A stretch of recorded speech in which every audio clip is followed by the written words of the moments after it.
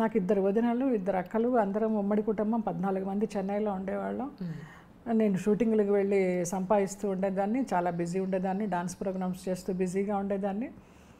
ఎప్పుడైనా వంటింట్లోకి వెళ్ళినా కూడా నువ్వెందుకు వంటింట్లోకి వస్తావు, వెళ్ళి రెస్ట్ తీసుకునేవాళ్ళు. అసలు రేపు పొద్దున ఏదైనా అవసరం వస్తుంది, అత్తవారింటికి వెళ్ళాకో లేకపోతే ఇది ఒంటరిగా ఉండిపోయి చేసుకోవాల్సి వచ్చిన సందర్భం వస్తుందని ఎవరూ ఆలోచించలేదు, నాకు అస్సలు లేదు. అది నేను ఒక ఏదో డబ్బు సంపాదించే యంత్రంలాగా అయిపోయినా నేను. అంత ఎఫెక్షన్స్, అంత ఎథిక్స్, వాల్యూస్ అలా అంత పరిసరాల్లో నేను పెరగల. మనకి వచ్చిన విద్య ఒకటే, వెళ్ళాలి, యాక్ట్ చేయాలి, కుటుంబాన్ని చూడాలి, అంతే. ఎవరు నాకు నేర్పించలా. ఇప్పటికి కూడా అందరూ అంటారు, ఎలాగా నువ్వు ఒక్కదానివి, ఎవరైనా నా మామయ్య కొడుకుంటాడు నాతోటి, భాస్కరు.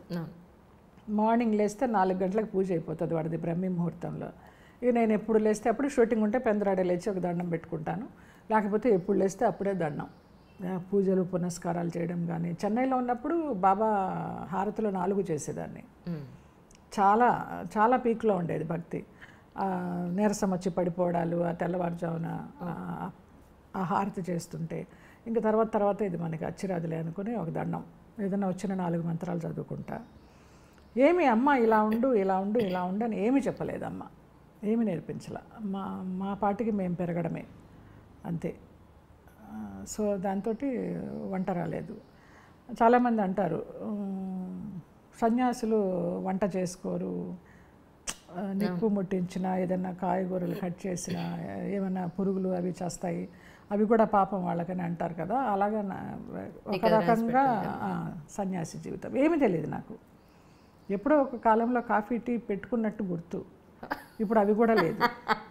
ఏం చేస్తావు, ఎవరు లేకపోతే ఆ భాస్కర్ కూడా ఏదైనా పని మీద వెళ్ళిపోయాడు అనుకో, లేకపోతే వాడికి ఏమైనా ఉద్యోగం వచ్చి వెళ్ళిపోయాడు, ఏం చేస్తా, స్విగ్గీలు ఉన్నాయి, ఎదురుకుండా ఉంటారు రెంట్కున్న వాళ్ళందరూ, సంధ్య అని వాళ్ళు, పైన లక్ష్మి అని, జయమ్మ అక్క అనుకుంటూ ఏమి కావాలంటే అవి తీసుకొచ్చేస్తారు పొద్దున కాఫీ దగ్గర నుంచి. ఇంకా నాకేం అవసరం, నేర్చుకునే అవసరం రాలా. ఆ లోటు కూడా నాకు తెలియదు. ఇప్పటికీ నా జీవితము వరమా శాపమా అనుకుంటా నాకే అర్థం కాదు, కన్ఫ్యూజ్. ఒక్కొక్కసారి నన్నే భుజం తట్టుకుంటా, వరమే నీ జీవితం అనేసి. నిజంగా మ్యామ్, నేను రీసెంట్గా ఒక స్వామీజీని ఇంటర్వ్యూ చేసినప్పుడు, పిల్లలు లేరని చాలా బాధపడుతూ ఉంటారు అంజలి గారు. పిల్లలు అనేది రుణం, ఎవరికైనా మన రుణం ఉంటేనే మనకి పుడతారు. మనం ఎవ్వరికీ రుణం లేము అని అనుకుంటే, మీరు ఎవ్వరికీ ఒక్క 0.1% కూడా మీరు రుణం లేరు అనుకుంటే మీకు పిల్లలు ఉంటారు, అంతే. అంతే. దానికోసం మీరు వెతుకులాట అక్కర్లేదన్నారు. అవసరం లేదు, నిజమే.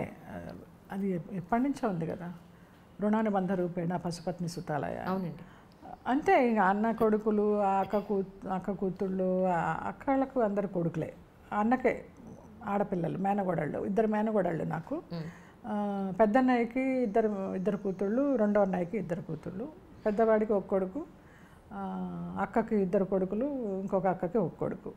అలాగందరూ మా పిల్లలే. ఇంకా కోడళ్ళు వాళ్ళందరూ కూడా బాగా చూసుకుంటారు, జయత్తయ్య అనుకుంటూ. వాళ్ళతోటే ఇంకా ఏదన్నా ఫంక్షన్స్ అంటే చెన్నై వెళితేనో వాళ్ళని చూసుకుంటూ ఉంటా. వాళ్ళకి ఏదైనా పెళ్ళిళ్ళు అయితే నాకు తోచింది ఇస్తాను, నా శక్తికి తోచింది. ఆ పిల్లలకి చదువులు చెప్పించడము. ఈ 2 మేనగోడళ్ళు అంటే బాగా పెట్టనమాట. ఇక వాళ్ళ కోసం నేను వెళ్ళిపోవడము, వాళ్ళని ఇక్కడికి పిలిపించుకోవడము అలా చేస్తూ ఉంటా. అలా కాలక్షేపం చేస్తా. రింగ్ టోను పాట వినగానే ప్రస్తుతానికి మీ మానసిక స్థితి అదేనా అనిపించింది నాకు. ఆ పాట నేను చాలాసార్లు వింటానండి రేడియోలో, కార్ డ్రైవింగ్ అప్పుడు. అసలు ఆ నిజానికి కూడా ఆ సినిమాలో ఆ పాట ఎంత డెప్త్ ఉంటుందో, బాలసుబ్రహ్మణ్యం గారు పాడిన పాట. నాకు ఈ మధ్యనే తెలుసు ఆ పాట. విన్న తర్వాత ఇందులో ఇదని వెంటనే ఏదో పాడుతా తీయగలోనే సంథింగ్ జీ సరిగమపాలోనే ఎందులోనో పాడుతుంటే వాళ్ళు విని వెంటనే వింక్ మ్యూజిక్ ఓపెన్ చేసి అది వెతికి వెంటనే దాన్ని పెట్టేసుకున్నా. ఎంత బాగుందో నిజంగా. మనకి మనమే సమాధానము, మనకి మనమే ప్రశ్న, మన సమస్యను మనమే విడగొట్టుకోవాలి. ఎవరు ఏం చేయలేరు. ఇది చెయ్యి అని సలహా ఇస్తారు, కానీ అది వినడానికి మనకి టైం సరిగా ఉండాలి. మన టైం బాగుంటే వింటాం, లేకపోతే మన స్వయంకృత అపరాధం, ఏం చేయాలో అదే చేస్తాం. అది ఎంత ఇష్టమో నాకు ఆ పాట. నిజంగా అసలు ఆ సినిమాలో కూడా చాలా డెప్త్ ఉంటుంది. ఇంత మంచి పాట ఉందా ఇందులో అనుకున్నాను. కొత్త బంగారు లోకంలో ప్లస్ ఇంకోటి ఏంటంటే ఆ పాట ఎవ్వరు విన్నా సరే వాళ్ళ జీవితానికి వాళ్ళు అన్వయం చేసుకుంటారు. అవును, అంత బాగుంటుంది ఆ పాట అది. అవును. ఒక మోటివేషన్ సాంగ్ అని చెప్పొచ్చు అది. అవును, ఎవరి మీద డిపెండ్ అవ్వకుండా మనకి ధైర్యం వస్తుంది. అవును, జీవితం ఇదా అనిపిస్తుంది. అన్ని రకాల భావాలు కలగలిపి వస్తాయి ఆ పాట విన్నామంటే. కానీ మీవి ఆల్మోస్ట్ అన్ని ఇంటర్వ్యూస్ చూసానండి. ఆ 4-5 అలీతో సరదాగా కానీ ఆయనతోటి 2 ప్రోగ్రాములు చేశారు మీరు. అవును.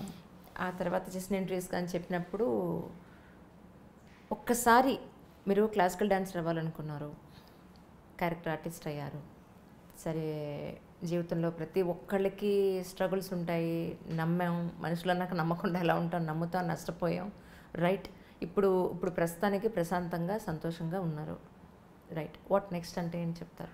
నేను ఎప్పుడు ఫ్యూచర్ గురించి ఆలోచించలేదమ్మా. రేపేంటి అంటారే, ఇప్పుడు ఎలా గడిచింది అప్పుడు అలాగే గడుస్తుంది. నాకు అసలు ఒక ప్లానింగ్ లేదు. ఎంతోమంది బాగా డబ్బు ఉన్నప్పుడు అక్కడ కొని పడే స్థలం ఇక్కడ కొని పడే, ఇదిగో ఇవాళ ఎన్ని కోట్లయింది. మనకి ప్రాప్తం లేదు అంతే. మనకి ఏది ప్రాప్తమో అదే మన దగ్గరికి వస్తుంది. మనం ఎంత ఆరాట పడినా అది ఎన్ని కోట్లున్నా అది మన దగ్గరికి రాదు. ఆ ఫిలాసఫీతో వెళ్ళిపోతూ ఉంటాను. నాకు ఆ కర్మ సిద్ధాంతాన్ని నమ్మితే హాయిగా ప్రశాంతంగా ఉంటుంది నాకు. చాలామంది ఇలాగ ఒంటరిగా ఎంతకాలం ఉంటా ఉంటారు. ఇది ఒంటరితనం కాదు, ఏకాంతం.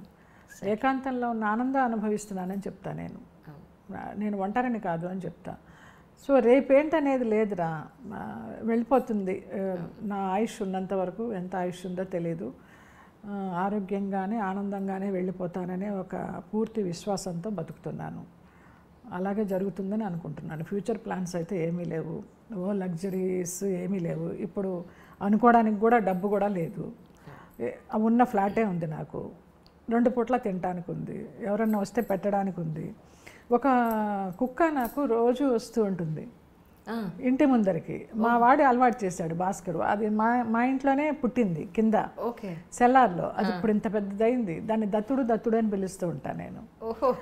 వచ్చేసి కరెక్ట్గా కూర్చుంటుందమ్మా. సాయంత్రం 6 గంటలప్పుడు దీపాలు పెట్టేవేళ ఇంకా దానికి పెరుగన్నమో పాలన్నమో ఏదో ఒకటి పెట్టేసి మంచినీళ్ళు పోస్తే తాగేసి వెళ్ళిపోతుంది అంతే. ఎంత కాలంగా జరుగుతుందో ఇది. నాకు అదొకటి చాలా విచిత్రం అనిపిస్తుంది. అది రాకపోతే చూస్తూ ఉంటా, ఇదేంటి ఇవాళ రాలేదు దత్తుడు అనుకుంటా. మా వాడిని అడుగుతా, ఏంటో దత్తుడు రాలేదంటే ఏమో ఎక్కడన్నా దొరికిందేమో దానికంటే. అక్కడ ఉన్నాం మీకు, అక్కడ ఉంది నిజంగానే. ఏంటో చిన్న చిన్న ఆనందాలు అంతే, పెద్దగా ఏమీ లేవు.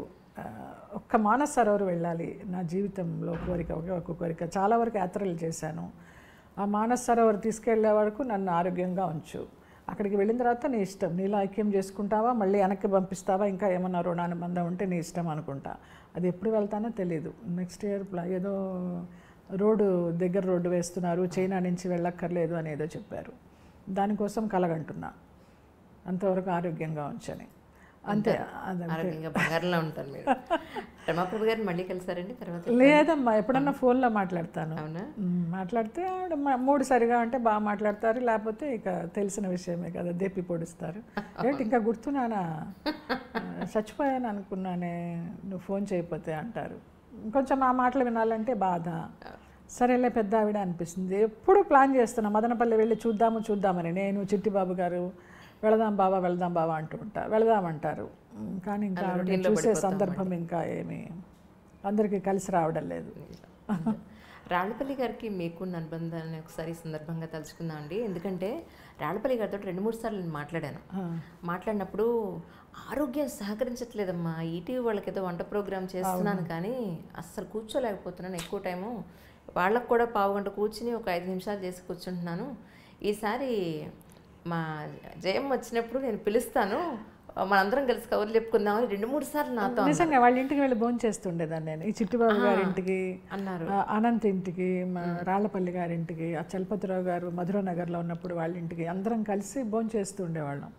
వంటలన్నీ చేసుకుని చక్కగా. ఆయన జల అని పిలిచేవారు, జయలలితని జల అని షార్ట్ ఫామ్లో పిలిచేవారు. ఎక్కువ వంశీ గారి పిక్చర్లన్నీ కలిసి చేసాము. ఆయన బావా అంటూ ఉంటాను. ఆ కూతురుతోటే ఆయన సగం చనిపోయినట్టే లెక్క, అలాగైపోయినారు ఆయన. మంచి ఫ్యామిలీ.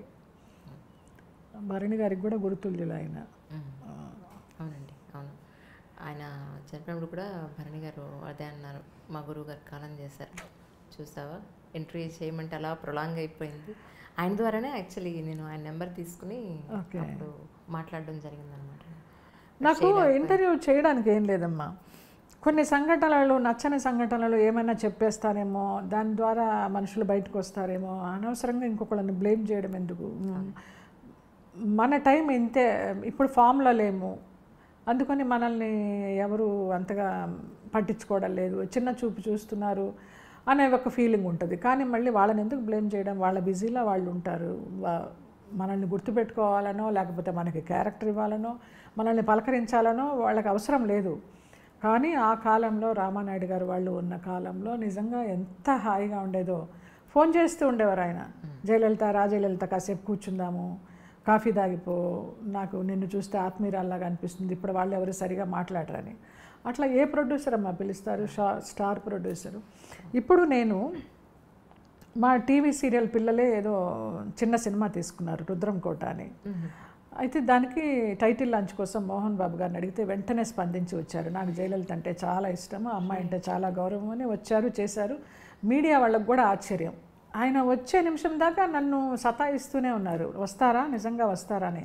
అదేంటండి అలాగ అడుగుతున్నారు అంత అపనమ్మకంగా, వస్తానని మాట ఇచ్చిన తర్వాత పెద్ద మనిషి మాట ఎట్లా తప్పుతారు అంటే వాళ్ళందరూ గుసగుసలు ఆడుకోవడం విని నిజంగా నాకు టెన్షన్ వచ్చి చెమటలు పట్టేసినాయి. ఏంటి రారా ఈయనని.